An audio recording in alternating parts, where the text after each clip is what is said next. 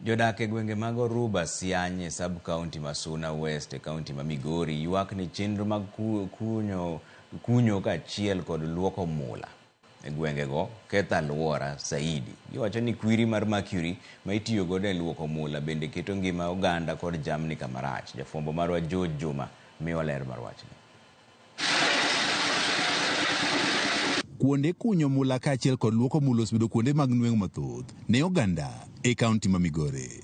Kata bende oganda yudo yuto margi kawuok kuom kuondegi mag kunyo kaachiel kod luoko mula, kuondegi bende osekelo midhieche mathoth ne oganda ma oting'o tho, hinyruok kaachiel kod kethruok mag alwora.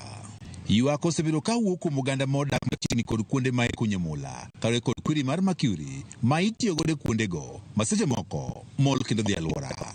Moko kuom oganda osewito jambgi bang' modho pi mantie kod kwiri mar mercury e gwenge mathoth ma ikunye mula e kaunti ma Migori. Jodak ma Oruba Sensab kod Masuna West gin moko kuom oganda ma osewito jambgi nikech kwiri mawuok e kuonde luoko mula. Koro wakwayo ni jonema kapo noyie mondo ominwa masingara mar gweng' kaka gweng' chalo, nikech ka giseluoko to gik ma giketogo kelo madhara nikech hinyo dhok. Muya mawuok e wi gigo be interfere with the community nikech oger gi kuonde ma miere nitiere ma nyalo changia gik maricho ne ngima mar dhano. Gini nyaka environment bende mondo donji ong'e digri mag gik miwang'o kacha ka. Jodak Moruba Siany wacho ni kwiri mawuok e moko kuom kuondego ma iluoke mula gwengego ketho alwora kendo keto gi kaachiel kod mag jambgi kama rach mokalo. Moro kwechu kiyudo ka pige moluoko dhahabu go dupuke e barabara to gin gi chemicals to ang'eyo ni chemical machalo kama mercury kata ma dhano mako chamo kata ma lee mako chamo to nyaka hinyre. Kuntie kinde moko mana gisepuke kamano ero ma dhok moko nomodhe kech gipani en pi kata gipani lum maber ma dhok notho.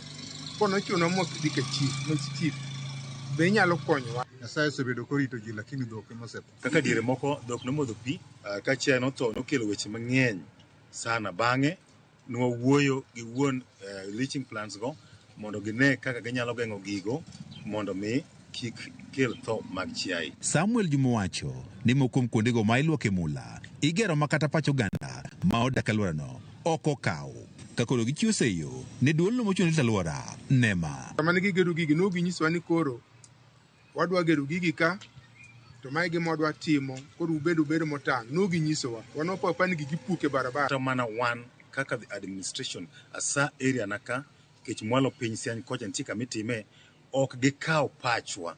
Wanopo mana ka gigi nie area. Ka opogore kod ywak motende kod kwiri ma itiyogo e luoko mula, ywak bende nitiere ne bugni mathoth man osewe kunyo mula bende ok oum. Gine bende koro keto ngima oganda kama rach mokalo. Goldigo eko kosekunygi wakwayo ni mondo jonema owuo kod weg bugnigo.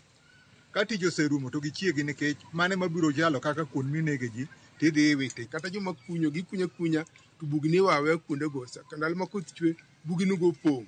Moko bende ido ka nyumore iye to kuondego japiko ringe, nyithindo wuothe, mine madhi chiro rugo nyaka gotieno. Koro mondo ji ohinyre. George Juma, Ramogi TV, Migori.